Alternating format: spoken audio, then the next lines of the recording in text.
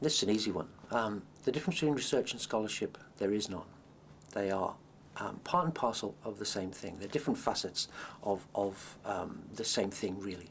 So there is no fundamental, they're not chalk and cheese, they're not fundamentally different. Scholarship is what scholars do, is what academic staff do, how they work. They work in a systematic, rational, balanced, evidence-based way. They don't, rush off on tangents, waking up one morning, imagining things without thinking all of that through and basing their decisions on evidence.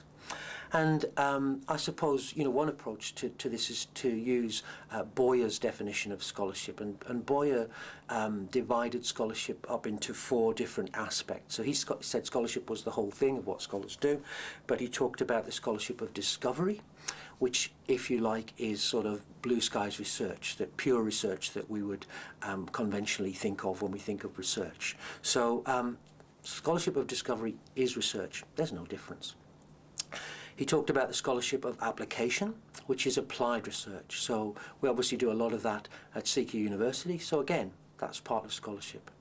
He talked about the scholarship of integration, where you take different ideas and you synthesize something new. Now, we get our students to do that in their essays and their work, but we also do that as scholars, particularly maybe in the humanities more than perhaps in the sciences, where it's more about blue skies research and going into the laboratory. So again, that's all research.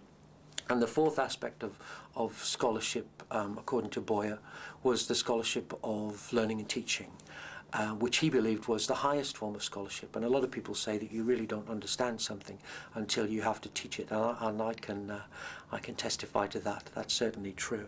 Whether it's the highest level of scholarship or not, it's a debatable matter. Sometimes it feels like the pure research stuff is here and the scholarship of learning and teaching is here. That's wrong. These are different facets of the same thing, and it depends on your own perspective as to what's more important to you. You might be a researcher that spends 80% of their time on the scholarship of discovery and only 20% of your time engaging in learning and teaching. Or your balance might be the other way around. You might spend 80% of your time engaged in learning and teaching, and all of your scholarly activity may be around the scholarship of learning and teaching through Le Turc or whatever means it is. So all of those things are equally valued. All of those things are aspects of scholarship. All of those things play a part in promotion. I'm continually telling people that promotion is not about pure skies, blue skies research. It's about demonstrating scholarship in all of the different aspects of what we do, in research, in learning and teaching, in community and engagement. They are all equally valued, and you can make a case in all of those different areas for promotion at whatever level. The other thing that I think about research and scholarship is that it's all a systematic process about framing questions and then providing the answers. And that's also what we get our students to do. We often give them the question, or we get them to frame a question in a research project, and we get them to go off and find the answer and write an essay or write a thesis or whatever it might be. So in its purest form, that's what research and that's what scholarship is.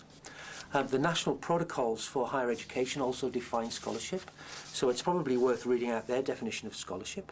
And what they say is that scholarship in relation to learning and teaching involves demonstrating current subject knowledge and engagement in the discipline. Well, of course, that's logical. Anyone in a university would do that. Keeping abreast of the literature and new research in your discipline. Again, self-evident. Encouraging students to be critical, creative thinkers and enhancing understanding through interaction with students and engaging in relevant professional practice to the discipline. Again, core stuff, bread and butter stuff, not weird out on a limb stuff.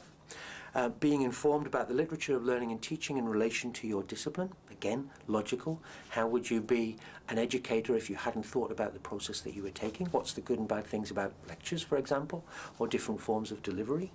And focusing on the learning outcomes of students, which of course we would all do. So none of those things within those national definitions should give us any cause for concern, because they're just core elements of academic life, really.